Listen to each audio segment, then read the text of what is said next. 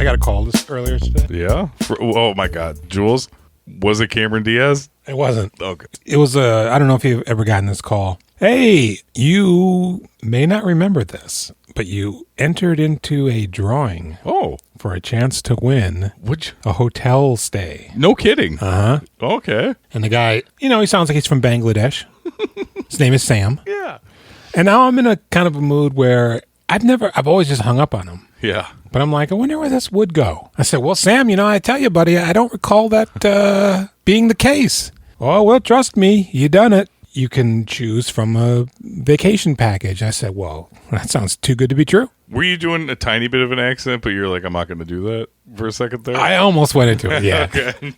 I said, well, what do I have to do to redeem this? He says, well, that's just it. You don't got to do anything. I said, you are pulling my leg. He says, no, sir, I'm not. Now, you can choose from one of two packages that will allow you to go to places like Las Vegas, Amsterdam or wherever, I don't know. And I said, well, that's a hell of a humdinger of a deal there, Sam, but I got to tell you, I'm a felon and I can't leave the state.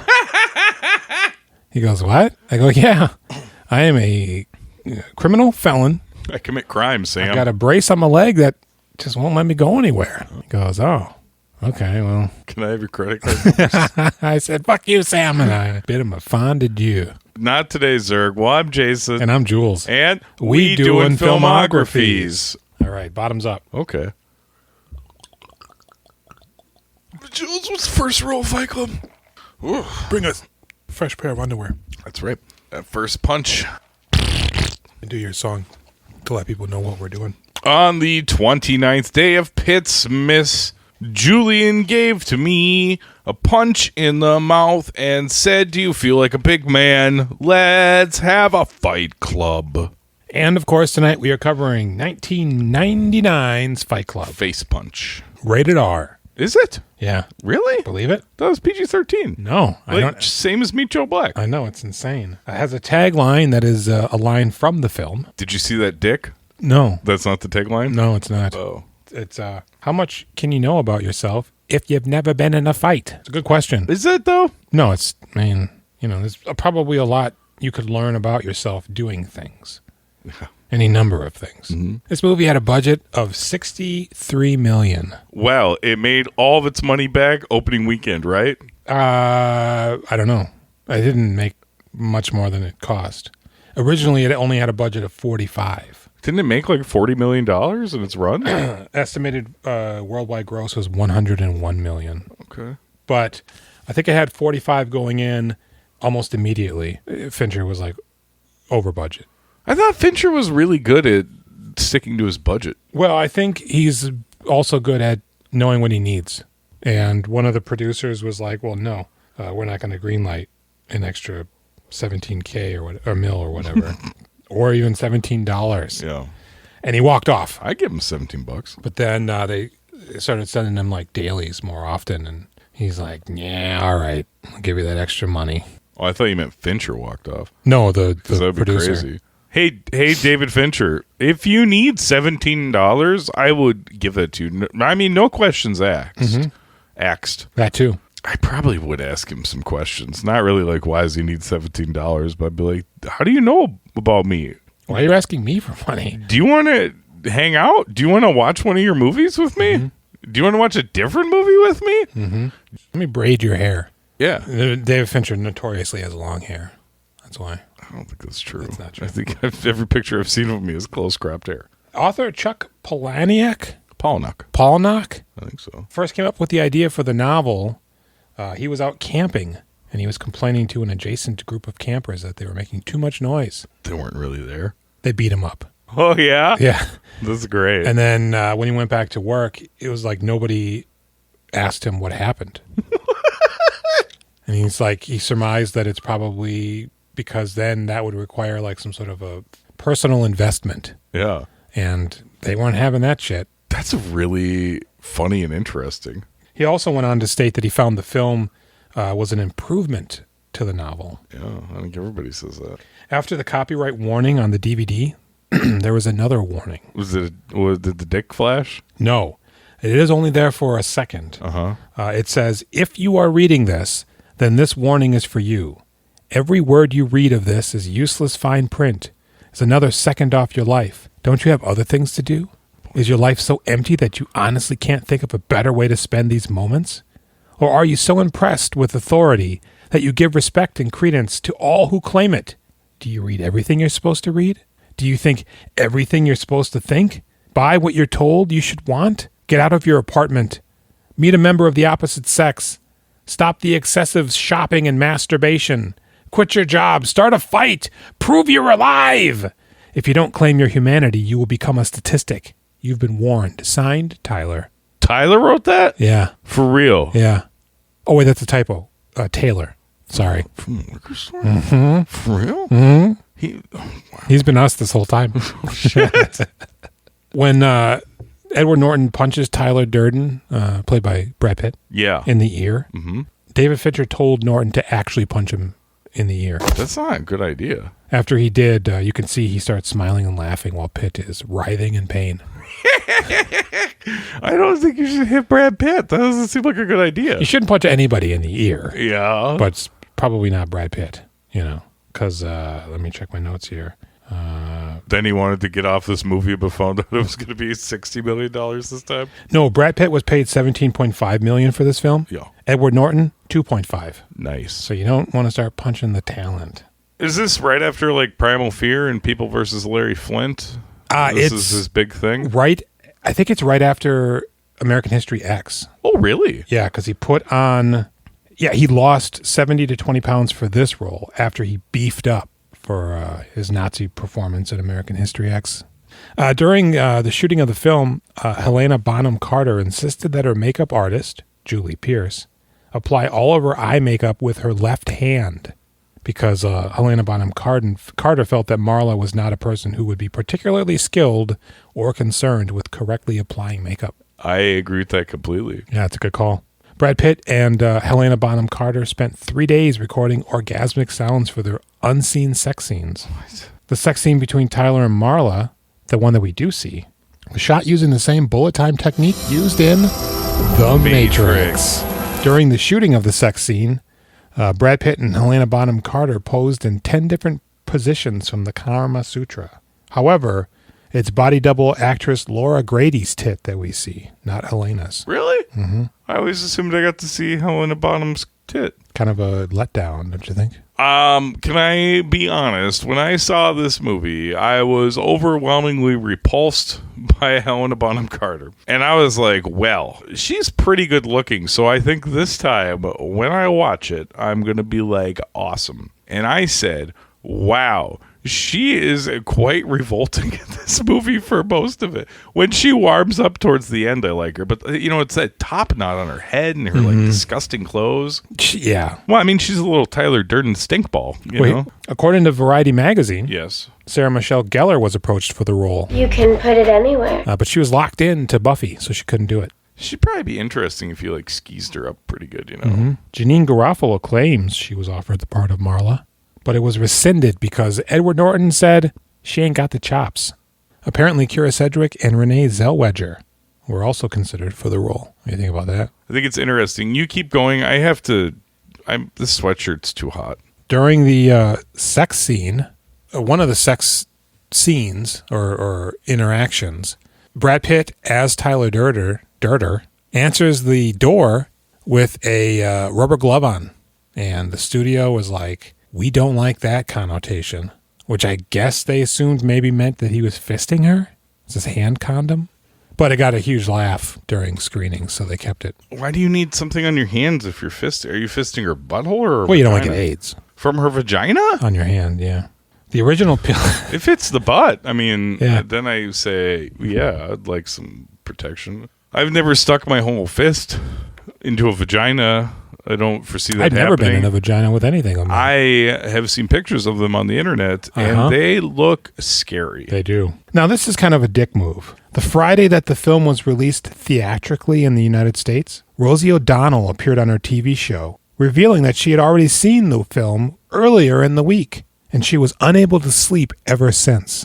She then proceeded to give away the plot twist ending of the film and urged all of her viewers to avoid the movie at all costs. Why? What is her problem? Edward Norton, Brad Pitt, and David Fincher discussed this incident on their DVD commentary track, and Pitt calls O'Donnell's actions unforgivable. Yeah. What a dick move. Yes. Fuck you, Rosie O'Donnell. He said that, or you're saying that? I'm saying it right now. Yeah. Here's a fun little tidbit. The visible breath in the cave scene.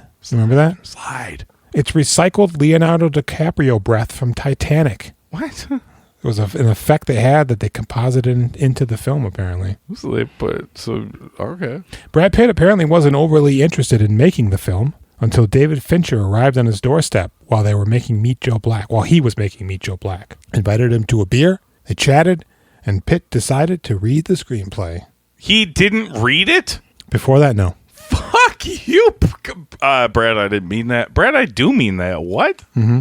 He knew Fincher was attached to it? Mm-hmm. I guess. I don't know.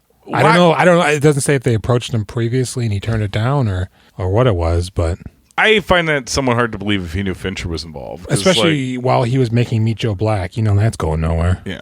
Shit. Marty Brest over there, he's screaming at Eli Roth for walking funny. Get out of here. You remember that scene where the guy's spraying the priest with the hose? Yeah. Apparently during that, there's a little bit of a camera shake. It's because the cameraman couldn't stop himself from laughing. Throughout the picture, yeah, Brad Pitt can be seen wearing blue blockers, a type of sunglasses commonly used by insomniacs to filter out blue light, which is detrimental to the production of melatonin, a chemical essential for sleep. Because Tyler Durden doesn't want the narrator to sleep. Oh. Come on, Jason. How many more trivias do we got? I feel like we've been doing this Thousands. for a while. All right, here's one for you. Oh. Here's one for you. Yeah, I'm ready. You ready for this? I am. James Oll's first draft of the screenplay didn't feature narration. David Fincher said, "Nah, bro, we got to have that in there." You believe that? Yeah, I guess that's the one that you're like, I got. Here's what I'm gonna get him with. I'll tell you what. Do you have any more facts? I'm just kidding. No. I don't. I do, but I don't. What I do need, however, is what? Is the synopsis. Ah. And some of these fries while you read that. Eat them into the mic. Fight Club. When the narrator, Edward Norton, has his life turned upside down, he finds solace in the presence of the most interesting person he has randomly met while traveling for business. The number one single-serving friend. Soap salesman Tyler Durden, Brad Pitt. Stuck with nowhere to stay, Tyler allows the narrator to crash at his home/soap factory, but only if the narrator will hit Tyler as hard as he can. Off to a rousing bromance, the two inadvertently start a fight club that soon becomes all the rage, attracting people from all walks of life, including support group affiliate Robert Bob Paulson, Meatloaf a Day, and Marla Singer, Helena Bonham Carter. Soon the lines of reality start to blur as more and more the narrator finds himself seemingly in the outside looking in, trying to play catch up to Tyler's plans and eventually his very whereabouts, while increasingly experiencing more and more longing for the good old days when life was simple and they could always find comfort in their Fight Club. Goddamn right. Okay, what did you think of this movie? Starts. I don't really know. It's a tough one. I was grappling with this the whole time. What I used to see in it, I no longer see it, but I still kind of like some of the stuff. Yeah, I like the your life is ending 1 second at a time. You're not this, you're not that. Mm-hmm. I still kind of like that stuff. The CGI, I absolutely hate. It's horrible. Like the beginning, the opening, and like the wastebasket and his work with shit in it. It's like, why did you guys CGI this? I mean, I know so you could zoom all swirl up in it, but ugh. Yeah, later when we see the vans in the buildings, apparently that was created using like 100 photos of these areas in this building. And they like created some sort of a 3D diorama out of it or some shit. But also a fun fact, one of the buildings that gets blown up, Nakatomi Plaza. Welcome to the party, pal! Oh, shit. Fun fact. Oh. So fun. It was really fun. Yeah, I love it. Yeah. So the movie starts, right? And Edward Norton is a little bit of a schlub. He can't sleep. His doctor doesn't want to prescribe him drugs. What you need is good, clean sleep. Yeah. Exercise. Mm-hmm. Hey, you want to see real suffering? Go to the Men's Cancer Group. Men's Testicular Cancer Group. Mm-hmm. That's pain. Now, his job is he goes around the country looking at car crashes because he works for one of the major motor vehicle companies. And basically, as a damage assessment guy or whatever, they have a formula, right? This number of vehicles fail. This number of deaths will result in X amount of lawsuits. If X amount of lawsuits are cheaper than it would cost to recall vehicles, they just leave it.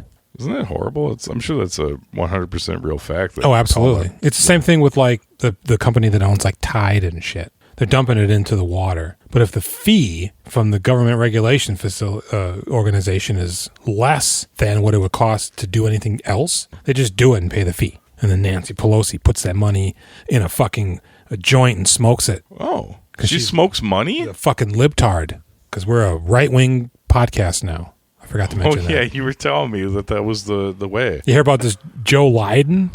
Holy shit, really? Yeah.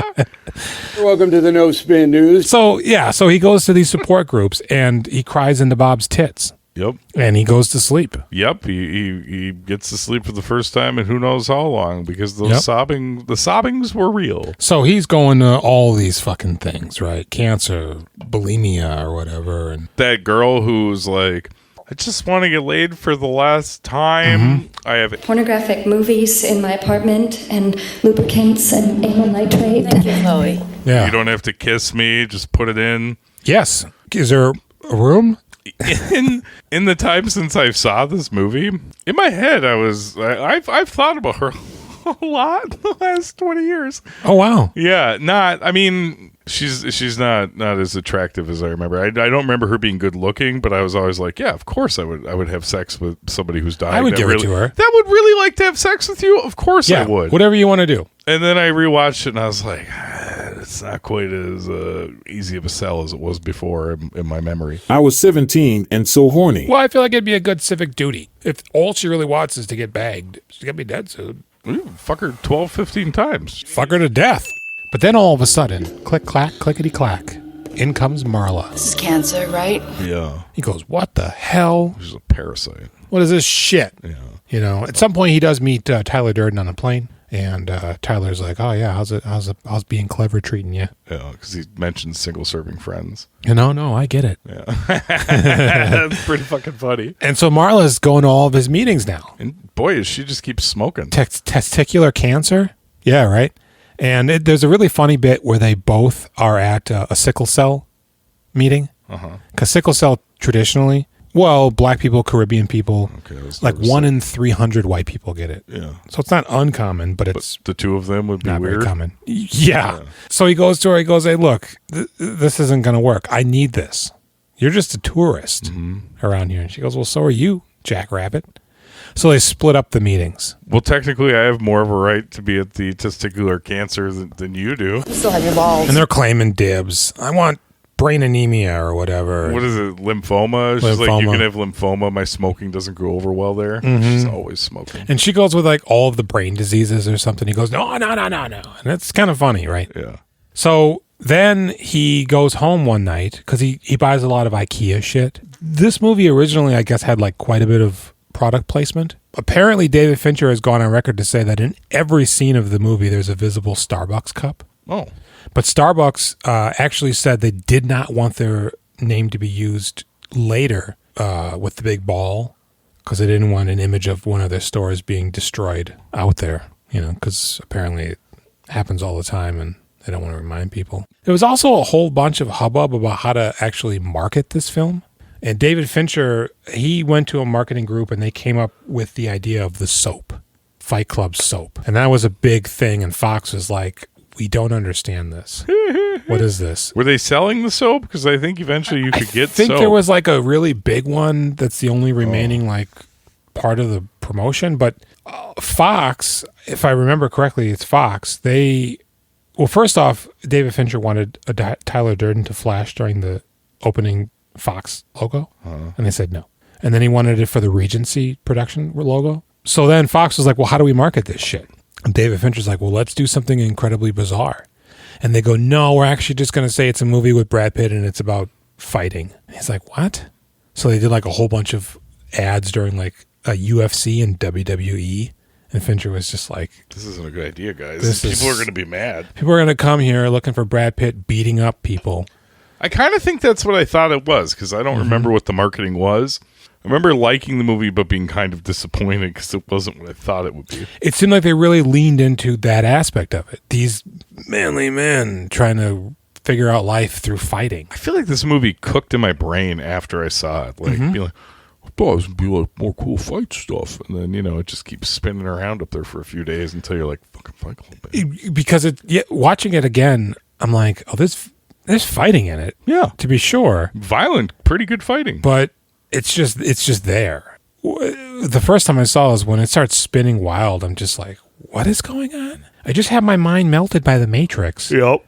And now I'm getting it even more melted. Yeah, it's amazing that you can function now. Yeah. I mean, it's still, not good, but kind of congealed a little bit. Perfect timing for you to say something. It's Garbaggio. No, remember your new angle? Oh, it's like Chuck Schumer and Ilhan Omar. Remember that? Yeah, build the wall. Fucking A, man. I don't like this. But so, what? Because of the IKEA shit, he buys a lot of IKEA shit. Yeah. He buys like a yang table and a oofda boopa doopa or whatever. And when he returns home one night, however, his apartment had been exploded. Yeah. And all of his shit was on the ground. Mm-hmm. And the cops are like, hey, your apartment exploded. It looked like a gas leak. Good thing he's able to find that one phone number that was on his fridge. Mm-hmm. Tyler Durden's. Yeah. No, Marla Singer. Isn't it Tyler's? No, it's Marla. He finds her number and he calls her. Oh. And she goes, hello. And he's verklempt. Just immediately starts jacking off. Yeah. And she goes, I can hear you breathing. And he hangs up. And then he pulls out a card for a soap. Paper Street Soap Company. What in the hell? And then he calls it, and it's TD. I called a second ago. There was no answer. I'm at a payphone. Yeah, star 690. I never pick up my phone. He goes, hey, I don't know, man. You want to get a beer? And he's like, eating chips, I think, or something. He's crunching them good. And he goes, yeah, all right, that's fine. Meet me at Moe's Sizzlak's Tavern. That's the bar. Yeah. He's Mo Sizzlak. Flamin' Homers. Flamin' Moe's, I mean. TM. No, guys, it was Lou's bar. And so they meet and they're having drinks and, they're about to leave. Oh, because he sees Tyler Durden steal a car when they get off the plane. Yeah. What do you think happens there? He's stealing the car? I don't think anything. It doesn't happen at all? I think a lot of it's. I imagine a lot of this is imaginary, right? You think he's just staring out the window, drooling. There's living no car, as Tyler, nothing. Almost he's watching himself doing it, maybe? I mean, if you think that's what happened in that situation, I don't think so. I think he probably hallucinated that. It's the only situation where Tyler seems to have agency that affects what appears to be a real person. But then later he's like, what car? He didn't steal a car. He asks him where his car is. He says, what car? Well, because he doesn't own a car. Hey, where's your car? What car? That's how you're clued in if you miss the fact. Whatever. But they do a lot of, they never have any over-the-shoulder shots from Tyler Durden to sort of also drive home the fact that he's not real. But that one scene bugs me. You know what? I'm going to come in hot and heavy here. Mm-hmm. I think Tyler Durden is real. I think there's actually two people in here. I think that's the real twist. Oh, snap. Nobody realizes it. You know what? It all makes sense now because there's two guys in this movie. That's right. How can it be one guy? Mm-hmm. It's two guys. Thank you. So he's beating around the bush, trying to play hard to get. Tyler Durden's like, look, man, you're spilling on your shirt. Clearly, you're in no position to go anywhere, and you don't have anywhere to go.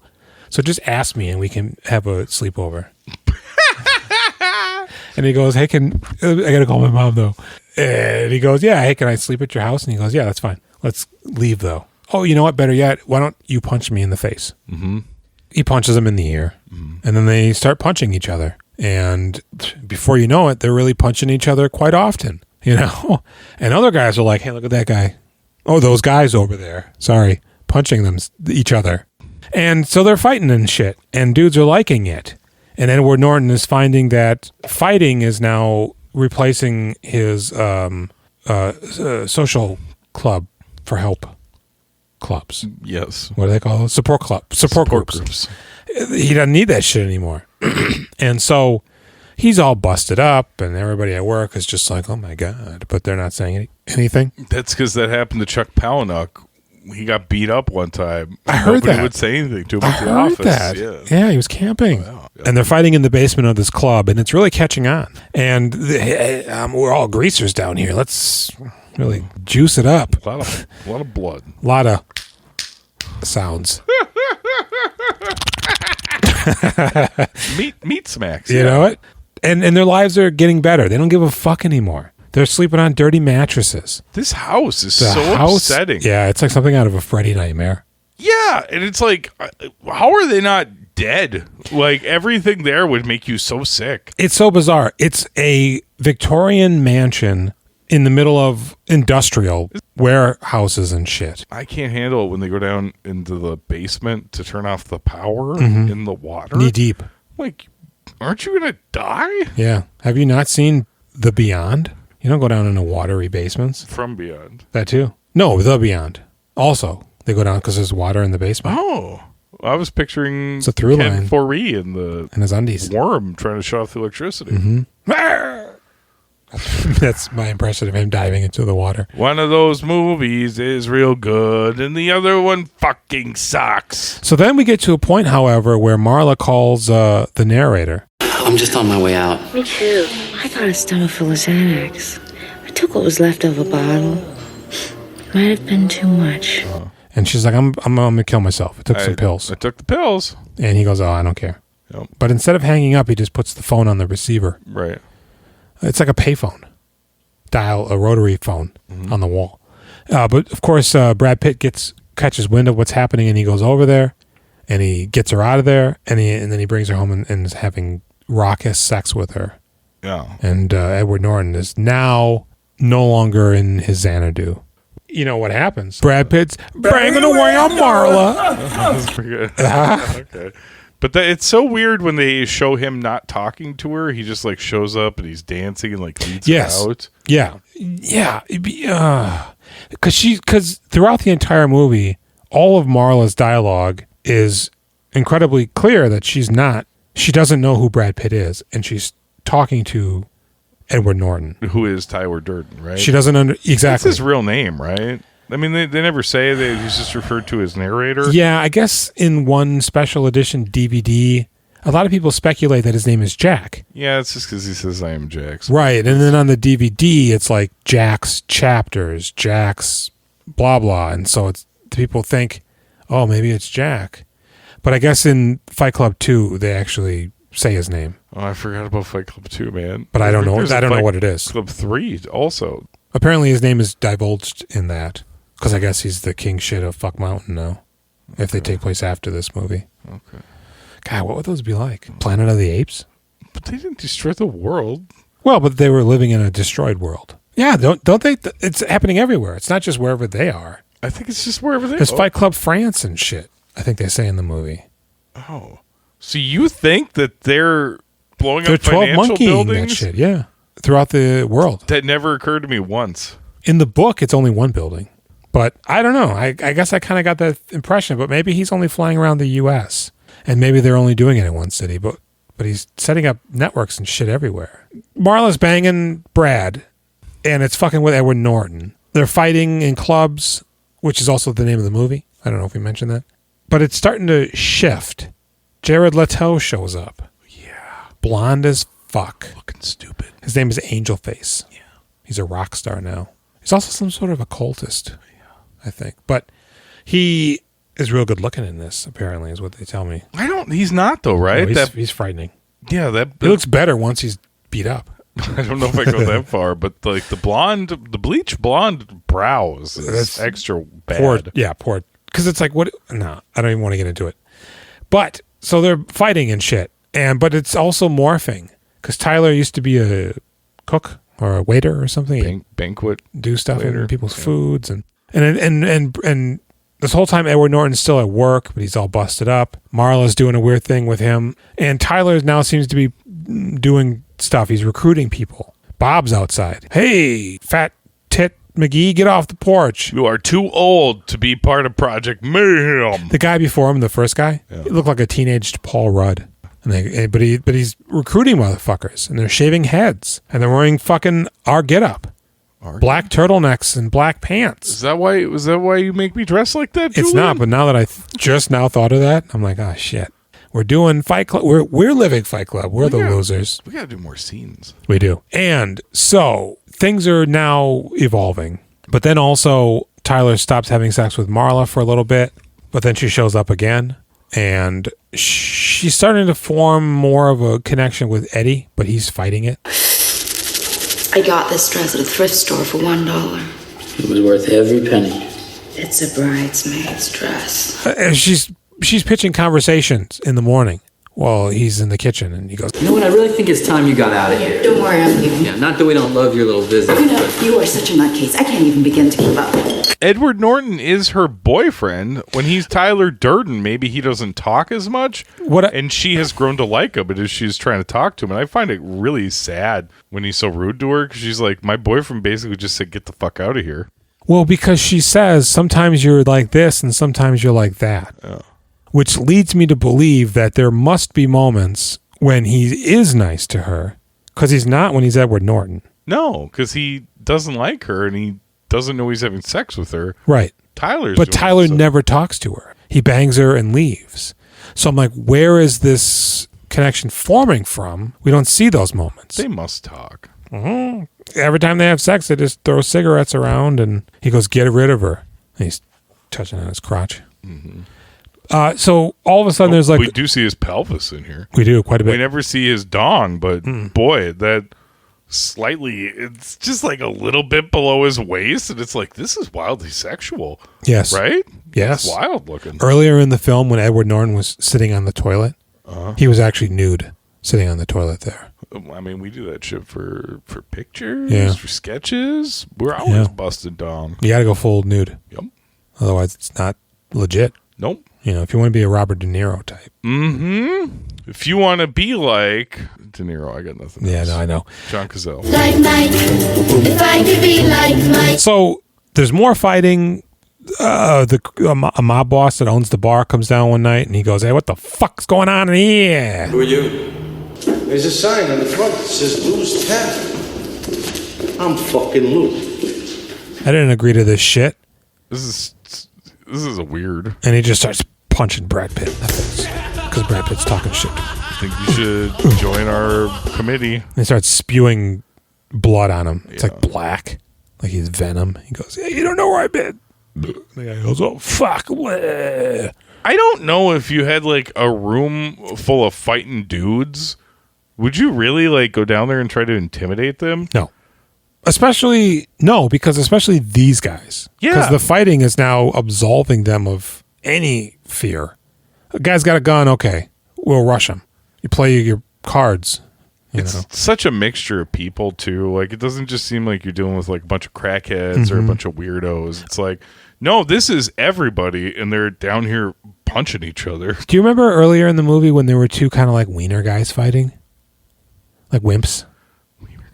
And he hugs him afterwards, like, thank you. Are you talking about the priest? No. Okay. I think it's separate from that. All right. It's two guys. I got the impression that maybe they were boyfriends. Okay. And they're fighting to kind of, because what do you really know about yourself? But then, Tyler Durden's giving out homework, and they got to go start a fight with somebody that they then have to lose the fight. This is an upsetting task. It's insane. On like a couple levels, man. Mm-hmm. First you got to goad somebody into a fight and then get beat up. Yeah. But if they can't fight, it's like you really got to like encourage them to fight. It's really weird.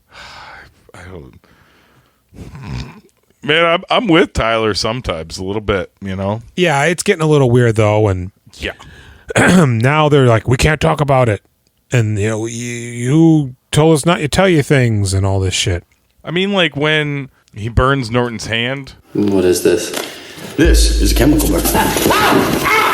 Was it with lye? Lye. Yeah. Yeah. Like, that's insane. But, like, I also understand the feeling more alive while you're in pain. Mm-hmm. I would think maybe if you are hurt, just embrace it. Mm-hmm. Don't melt my hand. Yeah. Don't make me crash a car. Pinch me a little bit. Sure. You know? Punch me in the ear. Uh-huh. Step on my toe. Yes. Something like that. Sit on my face. Yeah. Just be a little annoying. So Marla starts reaching out to the narrator more. She wants a breast exam.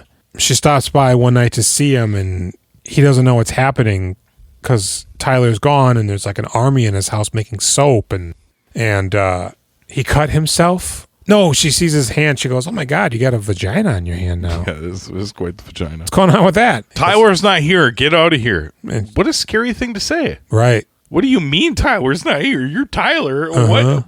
You have multiple personalities. He does. And she's just disgusted. You mother effer. So one night, all of a sudden, they bring home Bob. He's dead. Yeah. He got shot in the brain. Mm-hmm. And he goes, "This is a person. He's a friend of mine, and you're not going to bury him in the fucking garden. He was killed serving Project Mayhem, sir." This is Bob. His name was Robert Paulson. He stuck up a Subway sandwich shop. And Colt, what is his name? Colt Macanuki? Colt? McElney? Is he a McElney? Maybe? I don't know. No, I don't. You know him though, right? Yeah, from Mindhunter. And he was on that boxing show. Remember that? Lights out. I didn't watch it. He was also in Superman and versus Batman. I think he shoots Batman in the eyeball, maybe. No, the Batman, whatever. So they go, "His name is Robert Paulson. His name is Robert Paulson," and they're just chanting. We have no names in Project Mayhem. We have names in death? Yeah, I get it now, bruh. Oh, it makes sense. Because, he keeps, yelling at them, "What's wrong with you?" Mm-hmm. But he's also Tyler Durden, who put them up to everything. So it's so confusing for them. What's even more confusing is he's Edward Norton, right? Yeah. He doesn't look different. Right. He doesn't morph into Tyler Durden? He isn't Brad Pitt the whole time, but he's seeing himself as Edward Norton. Oh, that would be interesting. Wouldn't it? That'd be better.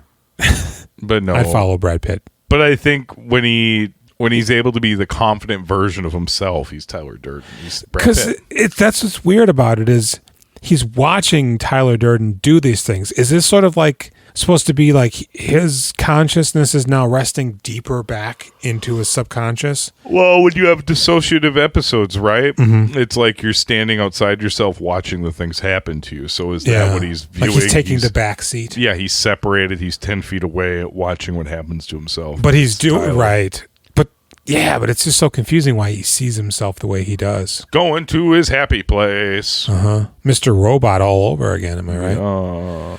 So, all of a sudden now, he's running around in his underwear with notebooks trying to figure out what the hell's going on, and he's flying around the country. Where's Tyler? Every time he shows up somewhere, he smells the sweat. He tastes the residue of his semen, but he can't. He's never close enough to catch him.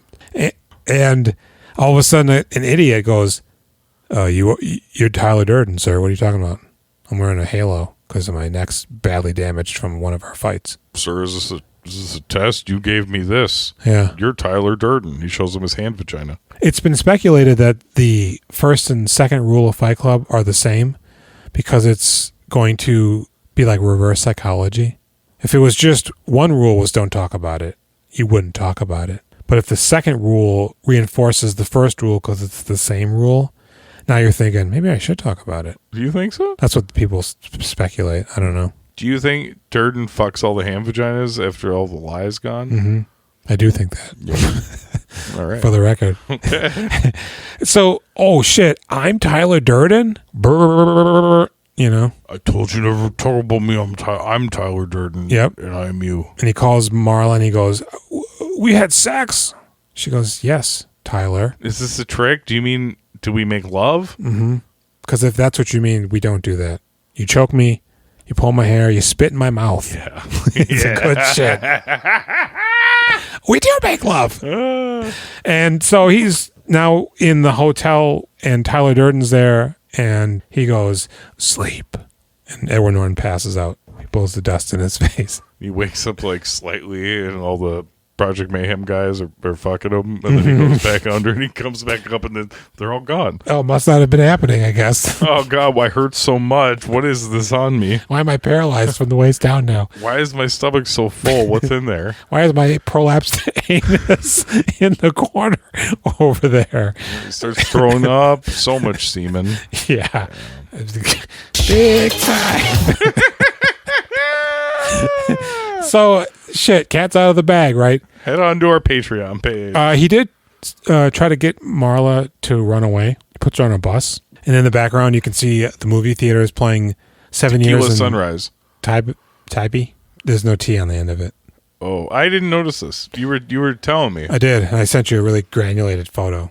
Now, apparently also in the background, although it's not visible, there's two more theaters. What? And one is or one's showing Hunk? an Edward Norton movie. People versus Larry Flint. You got it. Okay. And the third is showing a Helena Bonham Carter movie. Something about a dove? Morning Hawk? I don't know. Something about a dove. She did like I think stuffy British movies before this. Like, yeah. Probably a lot of period pieces. She's married to Tim Burton. Is that right? I think we covered this about a year ago. Okay. They were. I think one of them cheated. Oh, he did. They have two separate estates, but a tunnel going between them, neighboring properties. Like Mexico and America? Yes. Wow. They have kids. Oh, that's unfortunate. That's who Wednesday is. Have you seen the show Wednesday? That's Tim Burton's daughter. Oh, wow. Yeah. Interesting. That's why she can do that cool dance. Yeah. People like that dance, didn't they? It's pretty good. That's all right. So, boy, where are we at? Oh, yeah. Okay. Tyler Durden's also going to like blow up stuff. FYI. Financial institutions, right? Yes, because he wants to reset everybody's debt. That's great. Now, he's been club fighting with these fellers who are in like the service industry. So there's not going to be anybody in these buildings. There's no murder. Mm-hmm. It's like the end of Justice League. There's the island is clear where they're fighting, just so you know. This is what happens in here. Now, Marla was kidnapped, but she's back. What? They're bringing her up? Because Edward Norton shoots himself in the head, pretty much. What does he do? He runs around and he's in his underwear and he fights Tyler Durden. He runs around. He tries to shut it down because he's got the list of addresses. Mm-hmm. Finds the van full of explosives. Tyler shows up. They fight. Tyler takes him hostage. He does unplug the bomb, though, before they fight. Does he do that? He does, because otherwise the building he's in would have exploded.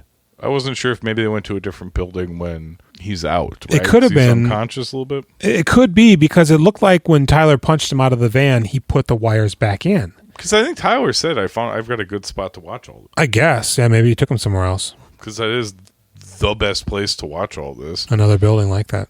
I really, the last shot of this movie hit me a lot better than it did back when I was younger. But yeah, and so at the beginning of the movie, Tyler Durden's got a gun in Edward Norton's mouth.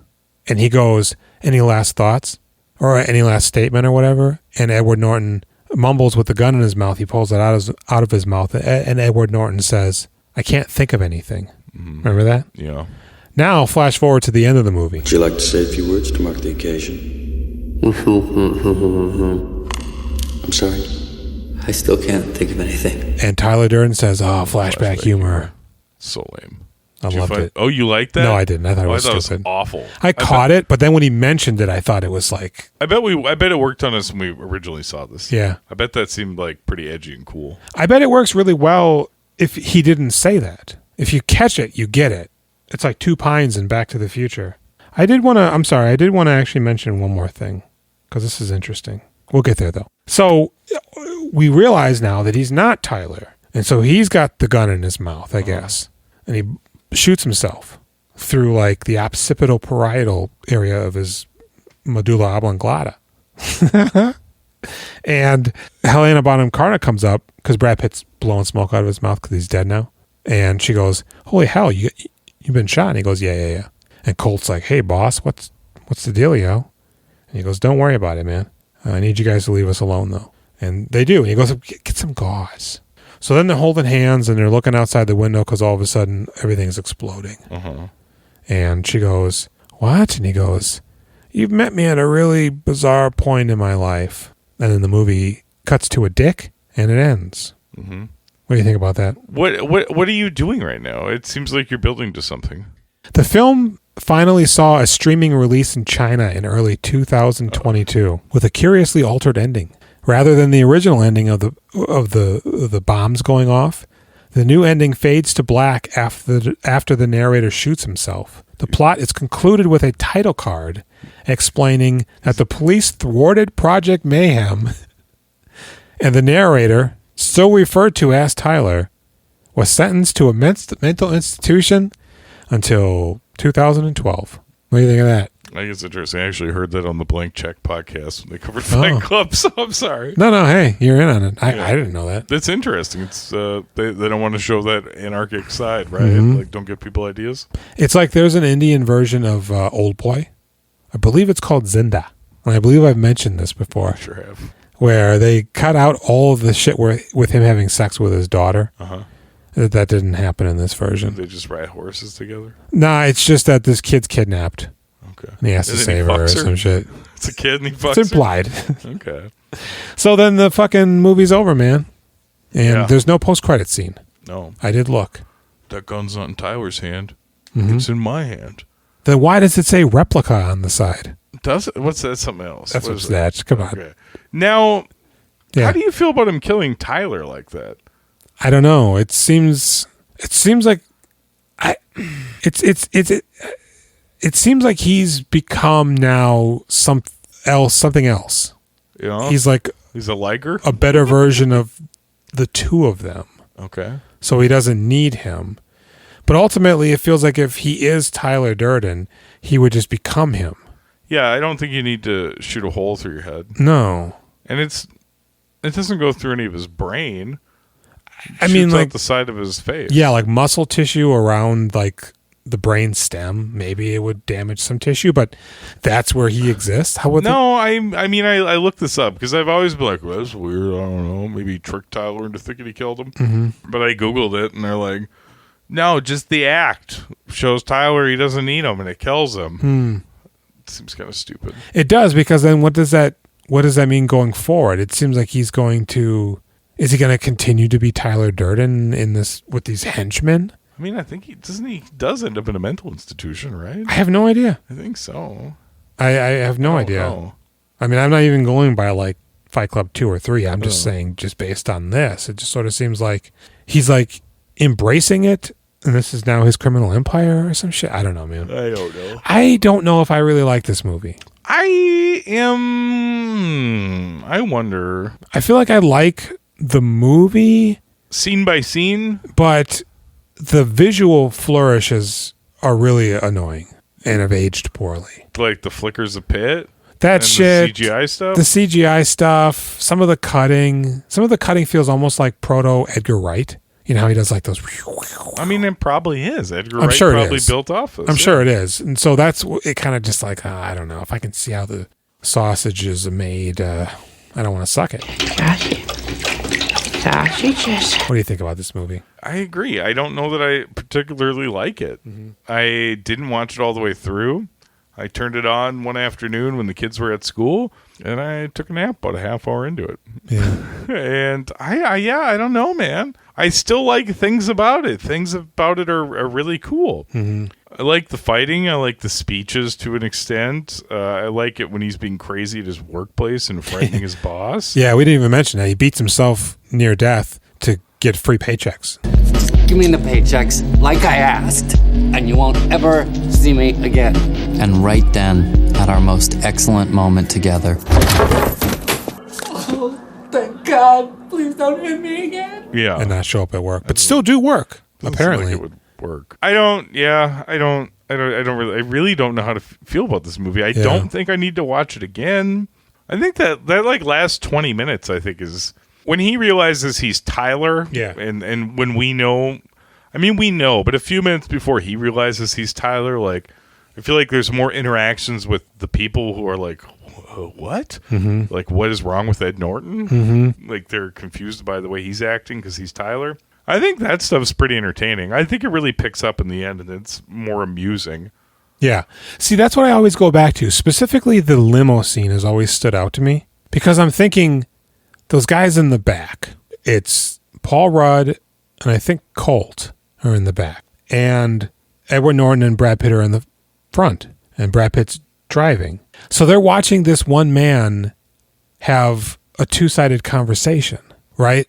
I don't know if you'd ever get past that. Are you talking about when they crash the car? It's a limo? It's a limo. Oh. It's a Lincoln. Okay. Effectively a limo. Well, that's the weird thing, right? Like, this is clearly happening all the time. Exactly. That's right. They're all for this crazy person leading them. The limo is the most specific point. That's why I always go back to it. But yes, throughout all of this, from the very beginning, when he's punching himself, when he's at the bar, apparently he's either having an internal monologue or he's talking to himself. I don't know. What about the car they crash into at the end, where he's like, let go? Mm-hmm. They just crash into somebody who's got their blinkers on. What happens to those people? I don't think they're in there. I think that's why they put the blinkers on there, to let us know that they've stopped to put the blinkers on, and now they're walking safely away towards a gas station. Okay. And, I don't know, man. I don't know. There's some good parts of this film. You're right. The fighting is intense and interesting. Yeah. That whole aspect of it is very interesting. But and the weird jealousy angle of Edward Norton when he decides to beat Jared Leto pretty much to death because Tyler's giving him attention. He's acting like he's the number two. Yeah, because I'm the number two. At first, he's jealous of Tyler for having sex with Marla. Mm-hmm.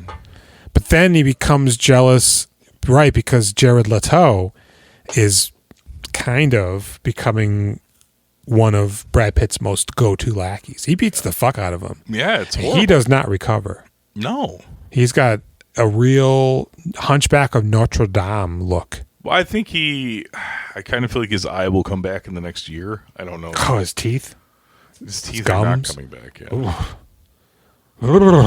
I mean, I would have given this movie a 7, but we're both here talking about how we don't think it's that great. I was grappling with this, and I was expecting you to kind of like it, so I'm thinking, God, I must be... I mean, I do kind of like it, but it's really like it, I guess. A real shadow of how I felt about it in 1999 and 2000, 2001. I think it's hard...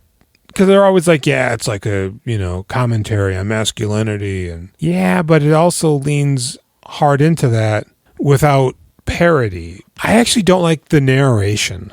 Thinking about it after the fact, I'm like, I don't think Edward Norton is a good narrator. I think the narration is necessary, but I don't think, I don't like his voice, I guess. And I don't like his performance throughout most of this movie until probably... when he's on the lawn with Marla, then I'm like, okay, I'm starting to get this a little bit more. I feel like there's a lot of he's very incredulous or credulous. He's both. He's also prejudiced, but I don't know. Here's an interesting thing: when they put a gun on that clerk, it's Edward Norton's backpack, is it not, or is it Brad Pitt's backpack? The gun he pulls out of a backpack. Edward Norton's got the backpack, and he goes, "Hey, check this out," and he pulls a gun out of it. And then Edward Norton goes, "Is that a gun?" But it's his backpack. So Tyler just slipped a gun in there? I mean, you're looking into this too much. I know, but it's... I'm just... I don't know. But, okay, so here we are. We're at the end of this. This movie exists. We're seeing it now with our 40-year-old eyes. I'm going to give it a 6. I'm 41. 6.5. We're both 40. I'm 41. I'm 42. Oh, God. We're 40. Hey, maybe we'll get some boomers now. You know what? Do you hear about this... David Axelrod character? God, what a Democrat. What's your score on this guy? I'm going to give it a 6. Okay. Yeah, I'm not incredibly... The problem is I'm not incredibly wild about the direction, necessarily. Oh, I just found it kind of a little boring and not what I wanted anymore. It's a little flashy. Yeah. Yeah. Pitt's amazing. Pitt's real good. You think so? Oh, I think Pitt's real good. Okay. I think Pitt's got... I think he's really mastering that charm, that cult leader. God. Sleazy and dangerous and interesting, and he's, I don't know. The late 90s, early 2000s was a terrible time to be a good-looking white man because of the shit they do with his hair. Yeah. It's just so not necessary. How about that hair on the Mexican? How about that? How about those baggy cargo pants? I'd give Pitt an 8. I think he's great. Okay. Durden. Yeah, I think he's really... I like it. He's doing something different. He's really coming into his own. I really feel like this is Pitt fucking getting it, man. This is Pitt building his portfolio of great roles. I'm going to give him a 7. I'm starting to realize, although I do enjoy some of his performances, aspects of his performances, I don't know if I'm a fan. Of Pitt? Overall. Oh, really? The more I see, the more I'm... There's elements of Brad Pitt, hallmarks of Brad Pitt. Everybody's got hallmarks. You're really taking away something from me here, man. I really thought we were going to be Pitt fans together. Yeah, I don't know, man. Look at my face. I know. I didn't want to drop this on you. I was going to wait till, the end of it. You bought me that shirt. I know. this isn't it yet for me. Especially going back to it. It's not it yet for me. Oh, I love it. Not it yet for me. We'll get there eventually. And I can tell you. With what? And you're not going to understand this. Do you need a caravan? Killing Them Softly. Oh. Well, I look forward to seeing that. Yeah. It's got Ray in it, too. So, right. We're done here. You gave him a 8.5? I gave him an 8. I gave the movie a 6.5. Exactly. I gave the movie a 6 and him a 7. Mm-hmm. And thus concludes Fight Club. Fight Club. I don't know if we did it, but we did it. We did tell people about it. You can feel free to cut out as much of that trivia as you'd like.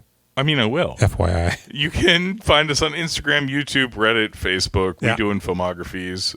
We got email. You can call us on our email at wedoingfilmographies@gmail.com. Yep. Give us a phone call. Text us. 763-634-1897. You can review us on Apple Podcasts. Or if there's whatever you're listening to us on right now, if there's some sort of a review or positive affirmation, go ahead and do that. Talk to them about us. Mm-hmm. Even our friends do not listen to our podcast. Yeah. Why should they? Yeah. And then if you do that and you tell us about it, we'll cover a movie for you. It'll be here. Yeah. We'll watch that movie you wanted us to see. You want us to watch Midnight Madness? I got it on VHS. Oh, yeah, it's true. You did you self-fund a movie and now you're trying to get people to review it and send us press credentials? Mm-hmm. Just review our podcast and then tell us you want us to watch your stupid movie. And give us a copy if we need to get one. And we'll do it. Yeah, we'll do it. We'll do a whole fucking episode on it. No problem. Probably only be like 20 minutes, but... Head over to the Now Playing Network at nowplayingnetwork.net. Yeah. And the name of the podcast is Christmas Movies Actually. Uh-huh. I've been calling it the wrong thing for a while. What have you been calling Christmas Actually. Oh, sure. So, yeah, go there. Listen to podcasts. Go ahead and tune in tomorrow. We're going to be doing Snatch. Do you like dogs? You like digs? I got a dig right here. You got a dig? I got so much trivia. Do you? No. I got some. It won't go nearly as long as this. I've been Jason. I've been Jules. And good night. Hey.